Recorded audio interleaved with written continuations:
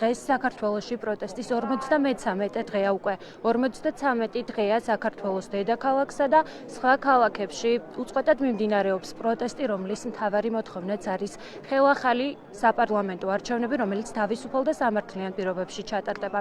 პროტესტის მთავარი კერაკი, როგორც ყოველთვის, არის რუსთაველის გამზირი, საქართველოს პარლამენტის მიმდებარე ტერიტორია. რუსთაველის გამზირი, როგორც თქვენ კადრში ხედავთ, დღესაც პროტესტის 53 დღესაც არის გადაკეტილი. სულ რამდენიმე წუთის წინ გადაიკეტა აქ საავტომობილო გზა. დღეს კი მთელი დღის განმავლობაში საქართველოს სხვადასხვა ქალაქში, მათ შორის ბათუმში, ზუგდიდში, ასევე თელავში, ახალციხეში და ბუნებრივია თბილისში იმართებოდა სხვადასხვა საპროტესტო მარში, მათ შორის ერთ-ერთი იყო მოხალისეთა და საქველმოქმედო პროექტების მხარდამჭერთა მარშიც. თქვენ კადრში ხედავთ, რომ მოქალაქეები აქ არიან ევროკავშირის დროშებით, საქართველოს დროშებით და ტრადიციულად ხმაურით ცდილობენ, რომ გამოხატონ საკუთარი პროტესტი იმ მოქალაქეებს შორის, რომლებიც პროტესტებენ ქართული ოცნების 27 ნოემბრის გადაწყვეტილებას იმასთან დაკავშირებით, რომ ქვეყნის ევროკავშირში გაწევრება დღის წესრიგში არ დადგება 2028 წლის ბოლომდე. აპროტესტებს ძალიან ბევრი ადამიანი, მათ შორის საპროტესტო აქციაზე დღეს იმყოფება იაგო კაჭკაჭიშვილი, სოციოლოგი, რომელსაც ჩვენ გავესაუბრებით. მოგესალმებით, ბატონო იაგო. ჩვენ ვხედავთ ყოველდღე დღესაც და გუშინაც 2 დღის განმავლობაში ვნახეთ კიდევ 9 ადამიანის დაკავება. კიდევ 9 ადამიანი დააკავეს 18 და 19 იანვარს და ვხედავთ, როგორი ვითარებაა შექმნილი ქვეყანაში. როგორ ხედავთ თქვენ მოვლენების განვითარებას და როგორ აფასებთ იმ მდგომარეობას, რომელშიც დღეს ვართ? და იცით რა, ფაქტობრივმა ხელისუფლებამ, ქართული ოცნების ხელისუფლებამ, de facto და პრინციპში კვაზი ხელისუფლებამ, იმიტომ რომ არჩევნები ნამდვილად მანიპულირებული არჩევნები ჰქონდა და ნამდვილად გაყავდა, ყველაფერი გააკეთა იმისთვის, რომ ბარიერები შეექმნა პროტესტისთვის. ბრუტალური კანონებია შემოღებული, პროტესტის საწინააღმდეგოდ ცვლილებები შევიდა საჯარო სამართლის საჯარო სამსახურის საჯარო მოხალეთა შესახებ კანონში და ასე შემდეგ. მოკლედ არ ნახულად ბრუტალური ბარიერები ააგო ხელისუფლებამ პროტესტის წინააღმდეგ და ჩვენ ხედავთ ახლა ამ აბსოლუტურად გაუარესებული კანონმდებლობის შედეგებს, რომ ადამიანებს იჭერენ, აკავებენ, უზარმაზარ ჯარიმებს უწარენ და ასე შემდეგ, მაგრამ ჩვენ ხედავთ იმასაც, რომ ქმედება იწვევს უკუქმედებას და ასეთი რეპრესია არ აჩერებს პროტესტს, არამედ სულ მცირე პროტესტს ხდის უწყვეტს და დიდი იმედი მაქვს, რომ ასევე გააზრდის პროტესტის მასშტაბსაც და პრინციპში ჩვენ ხედავთ, რომ ამის პოტენცია არსებობს, აი დღეს თუნდაც ასეთ ამინჩი წვიმაში ხალხმა ისევ შეძლო რუსთაველის გამზირის გადაკეტა და ემატება ხალხი ამ შეკრებას. მოკლედ რისი თქმა მინდა, ეს პროტესტი არ არის ასე ვთქვათ სიტუაციური და არ არის გამოწვეული მხოლოდ რაღაცა ერთჯერადი აღელვებით, ხო? ადამიანების. ეს პროტესტი არის, შემიძლია ასე ვთქვათ, სუბსტანციური, სოციალურ სუბსტანციურობას გულისხმობ ამ შემთხვევაში, ანუ ადამიანები ითხოვენ ცვლილებებს. ადამიანები ითხოვენ ცვლილებებს, იმიტომ რომ არსებული მმართველობის და არსებული de facto ხელისუფლების პირობებში ქვეყანა კარგავს მშვიდობიანი, უსაფრთხო, კეთილდღეობაზე მიმართული ევროპული განვითარების პერსპექტივას. ამას აცნობიერებენ ადამიანები სრულიად ცხადად და სრულიად ერთმნიშვნელოვნად და უერთებენ თავიანთ ხმას იმ საერთაშორისო იზოლაციას, რომელიც როგორც ვთქვათ, ყულფი ისე აქვს ხელისუფლებას კისერზე შემოხვეული. მე ვფიქრობ, რომ ეს წნეხი იმდენად ძლიერია და იმდენად ასე ვთქვათ, მძლავრია და იმდენად თანმიმდევრულია, რომ ხელისუფლება, de facto ხელისუფლება ამას უბრალოდ ვერ გაუძლებს. კი ბატონო, მადლობა. ბატონი იაგო კაჭკაჭიშვილი საუბრობდა ევრონიუს ჯორჯიას ეთერში, სოციოლოგი.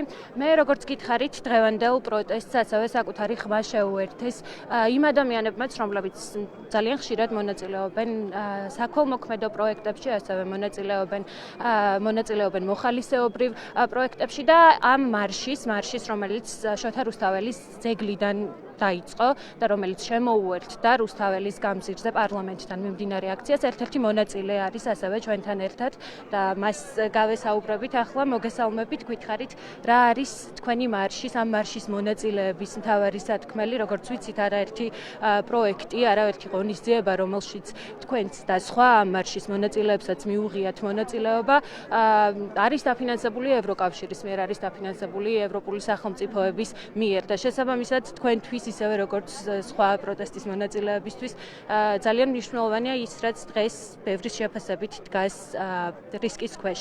თქვენს კომენტარს მოვისმენთ ამასთან დაკავშირებით და მოვისმენთ იმას, თუ რისი თქმა გსურთ თქვენი. დიახ, ჩვენ მოვედით მოხალისეების და საქველმოქმედო ფონდების მარშით. მე სუპერგმირის წარმომადგენელი ვარ დღეს და ეს პლატფორმა ჩვენი სრულიად ფოკუსირებულია ბავშვების განათლების ხელმისაწვდომობაზე და ჩვენ ყველა საქველმოქმედო ფონდისთვის და ყველა ორგანიზაციისთვის სასიცოცხლოდ მნიშვნელოვანია, რომ ქვეყანა იდგას ევროპულ გზაზე.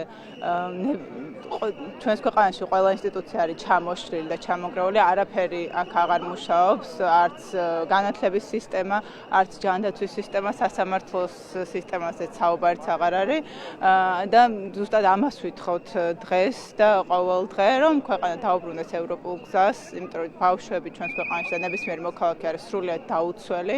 ჩვენ გვინდა რომ გქონდეს ხელახლა ავაშენოთ ეს ყველა ინსტიტუცია, დაუბრუნოთ სამართლიანობა ჩვენს ქვეყანას და ასევე ჩვენი მთავარი მოთხოვნა, როგორც ყოველ დღე, დღესაც არის ჩვენ ყავს 52 უკანონოდ დაპატიმრებული ადამიანი საპყრობილეებში და ვითხოვთ მათ განთავისუფლებას დაუყოვნებლივ.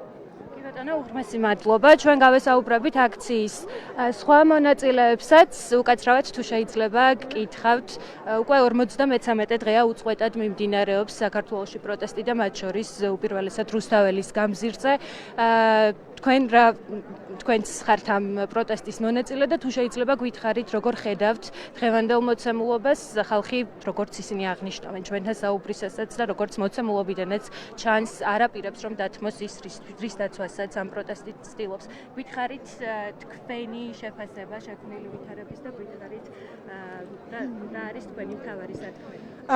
ხო, რა თქმა უნდა, ვეთანხმები, რაც ახლა თქვენ ბრძანეთ, არავინ არაპირებს უკან დახევას და გასავსებით გასაგებია და ცხადია, რომ ჩვენი მთავრობა ძალიან ცდილობს პროტესტში ჩაახშოს, იმიტომ რომ საშინელ კრიზისში არის შესული ეგრეთ წოდებული მთავრობა, ჩვენი არალეგიტიმური მთავრობა, მთლიანად ქვეყანა შეყავთ ეკონომიკას კრიზისში და რასაკვირველია, ცდილობენ ამ პროტესტის ჩახშობას, იმისთვის რომ უფრო უარესი მოვლენები ის განვითარება თავიდან აიცილონ, მაგრამ უბრალოდ შეუძლებელია, გამორიცხულია ეს პროტესტი გაჩერდეს, იმიტომ რომ ეს არის რუსული ოკუპაცია, ოღონდ არა სამხედრო და ჩვენ ყველამ ვიცით, რომ ქართველები რუსულ ოკუპაციას არ შევგვევებივართ და არც არასოდეს შევგვევებივართ. 53 კი არა, 153 დღეს რომ დაგჭირდეს, ბოლომდე გავაპროტესტეს, იმიტომ რომ ჩვენ უკან დასახევი გზა არ აქვს. უბრალოდ ფიზიკურად არ არსებობს გზა, სადაც შეიძლება უკან დავეხიოთ. ბოლომდე აქ ვიქნებით. უღრმესი მადლობა თქვენ უსმენდით იმ პირების კომენტარებს, რომლებიც დღეს კვლავ მოვიდნენ პროტესტის 53 დღეს კვლავ მოვიდნენ იმისთვის, რომ საკუთარი სათქმელი გააშხერონ საქართველოს პარლამენტთან, საქართველოს საკანონმდებლო ორგანოსთან და მე ასევე კიდევ ერთ მონაწილეს პროტესტის მივმართავ კითხვით, როგორც ვიცით, თქვენც ხართ იმ მარშის მონაწილე, რომელიც ახლახან შემოუერთდა აქ მიმდინარე პროტესტს. მოვისმენთ თქვენს სათქმელს იმ როგორც იმ პირის სათქმელს, რომელიც მონაწილეობს საქველმოქმედო პროექტებში, მონაწილეობს მოხალისეობრივ პროექტებში, თქვენთვის, როგორც მოქალაქისთვის და როგორც მოხალისისთვის, რომელსაც ხშირად მიუღია ალბათ მონაწილეობა ევროკავშირის ან ევროპული ქვეყნების მიერ დაფინანსებულ პროექტებში, რა დევს ახლასასწორზე და რა არის თქვენი პროტესტის მთავარი სათქმელი? მოგესალმებით.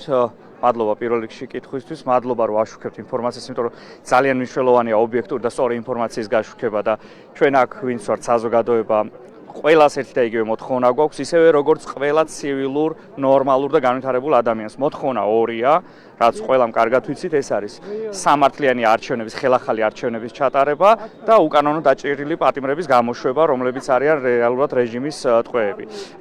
დღეს აქ მე შემოვერთდი მოხალისეთა მარშს, მოხალისეთა ქველმოქმედთა მარშს. ძალიან მნიშვნელოვანია მოხალისეობა და პირადად ჩემში ეს 97 წელს პირველად მივიღე მოხალისეობრივ პროგრამაში დასუფთავების ეკოაქცია იყო და იმ მომენტიდან შეიძლება ითქვას, ვცდილობ ყოველთვის მოხალისეობას ხაზი გაუსვა და მის მნიშვნელობას, იმიტომ რომ მოხალისეობა არის ერთ-ერთი ფუნდამენტალური უნარი, შესაძლებლობა, რაც ადამიანის განვითარება და ჩამოყალიბებაზე ახდენს პოზიტიურ და სწორ გავლენას. შესაბამისად, დღეს აქ მცირე ნაწილი შემოუერთდით მხოლოდ და მხოლოდ, თუმცა ეს მცირე ნაწილიც იმდენი ვიყავით, რომ გზაზე ვერ ვეტეოდით, მაგალითად. და თითოეული ადამიანის უკან კიდე ბევრი სხვა მოხალისე და ქველმოქმედი. აქვე პატარაზე ხაზის მინდა გაუსვა, რომ ამავდროულად ვარ უანგარო დონორი, სისხლს ვიღებ წელიწადში ორჯერ. ესეც ქველმოქმედება არის ჩემი მოსაზრებით და ესეც ძალიან მნიშვნელოვანია, რომ ის ადამიანები, ვინც სისხლს გავცემთ, ვინც მოხალისეები ვართ, სხვა ეკოაქციები იქნება, განათლების კუთხით იქნება, არაფორმალური განათლება, ბანაკების მონაწილეები, ცალკე მინდა აღვნიშნოთ, რომ ბანაკები, გაცვლითი პროგრამები, განსაკუთრებით ევროკავშირის მიერ დაფინანსებული პროგრამები არის ძალიან ბევრი მოხალისეობრივი პროგრამები, რომლებშიც შეიძლება დადგეს სასტორის წინაშე, რომ საქართველოს ვეღარ მიიღოს მონაწილეობა, როდესაც წლის განმავლობაში ასობით ახალგაზრდა მიემგზავრება ხოლმე მოხალისედ, ინვითარებს, უნარებს და ისე საქართველოში ბრუნდება. შეიძლება ეს ყველაფერი დავკარგოთ. ამიტომ დრო არის გამოფხიზლდეს საქართველოს ხელისუფლება და ის ორი მოთხოვნა, რაც გვაქვს საზოგადოებას, ხელახალი არჩევნები და პატიმრების განთავისუფლება დღის წესრიგში დადგეს და ისევ დაუბრუნდეთ იმ ევროპულ ოჯახს, რისთვისაც ვიბრძვით ყველა. მადლობა. თქვენ გესმით ხმაური კადრში პარლამენტის წინ ჯებირზე აბრახუნებენ აქციის მონაწილეები და დანარჩენები მათ ამხნევებენ შეძახილებით. მე ოპერატორს ვთხოვ განახოთ ახლა რუსთაველის გამზირზე პარლამენტთან შექმნილი ვითარება. თქვენ ხედავთ ადამიანებს ევროკავშირის დროშებით, საქართველოს დროშებით, ხედავთ რომ ისინი საკუთარ პროტესტს სასწვენებით და ხმაურით გამოხატავენ. მანამდე კი მე გეტყვით იმასაც, რომ დღის მანძილზე საქართველოს მასშტაბით, საქართველოს სხვადასხვა რაიონში მსვლელობები და საპროტესტო აქციები იმართებოდა, მათ შორის ბათუმში, სადაც ზია ამაღლობელის ჟურნალისტის ბათუმელებისა და ნეტგაზეთის ამ ორი გამოცემის დამფუძნებლის მხარდამჭერი მსვლელობა გაიმართა. ასევე აქცია მიმდინარეობს თბილისში საზოგადოებრივ მაუწყებელთან. მე გითხარით ასევე მარშის შესახებ, რომელიც შემოუერთდა პროტესტს რუსთაველის გამზირზე საქართველოს პარლამენტთან. და ასევე გეტყვით იმას, რომ გუშინ ღამით კიდევ ორი პირი დააკავეს რუსთაველის მეტროსთან,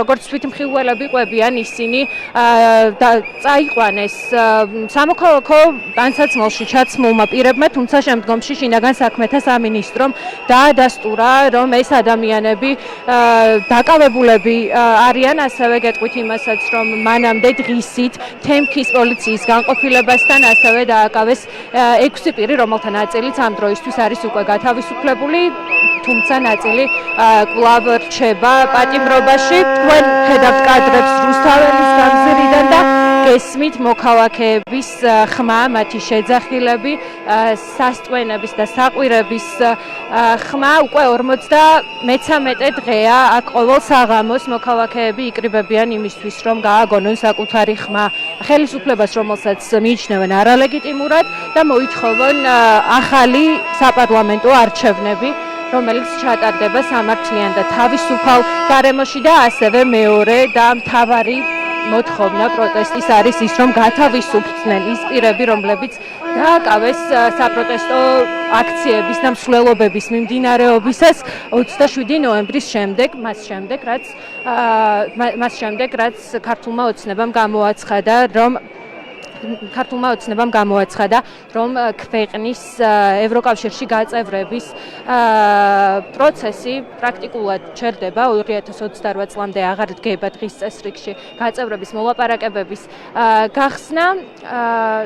უკვე 53 დღეა ამ განცხადებიდან გასული და მოქალაქეები პროტესტს არ წყვეტენ. ისინი აცხადებენ, რომ გააგრძელებენ ბრძოლას ქვეყნის ევროპული მომავლისთვის და იმ ადამიანების თავისუფლებისთვის, რომელსაც ისინი რეჟიმის ტყვეებს, რეჟიმის პატიმრებს უწოდებენ.